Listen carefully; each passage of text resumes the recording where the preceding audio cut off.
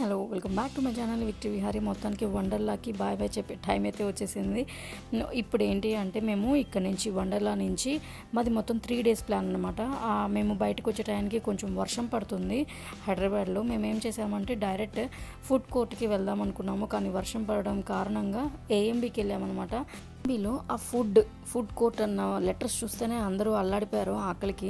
ఇంకా మేము హల్దీరామ్స్ దగ్గరికి వెళ్ళి ఏమేమన్నా టిఫిన్స్ ఉన్నాయేమో చూసామన్నమాట. అయితే అన్ని చోట్ల మొత్తం ఖాళీ అయిపోయినాయి. చూసారా, తిరణాల్లో జనం ఉన్నట్టు, ఇసుకేస్తే రాలినట్టు అట్లా ఉన్నారు. మాకు కుర్చీలు దొరకడానికి కూడా చాలాసేపు పట్టింది. అందుకే అందరం ఒక చోట కాకుండా ఎవరికి ఎక్కడ సీట్లు దొరికితే అక్కడ కూర్చొని వచ్చిన ఆర్డర్ని దండం పెట్టుకొని తినడం జరిగిందనమాట. పిల్లలందరూ ఆవురావురమంటూ ఉన్నారు, బికాజ్ వాటర్లో దిగి ఉన్నారు కాబట్టి. ఇప్పుడు మొత్తం టిఫిన్ అయిపోయి మేము వచ్చేస్తే మా చరణ్ బాబు B2లో ఆగిపోయాడు అనమాట. B3 కార్ పార్కింగ్ అయితే సార్ B2లో దిగి ఆడుకుంటున్నారు. మొత్తానికి హోటల్ రూమ్కి వెళ్ళామండి. ఇంకొక షాట్తో మళ్ళీ కలుస్తాను. Thank you.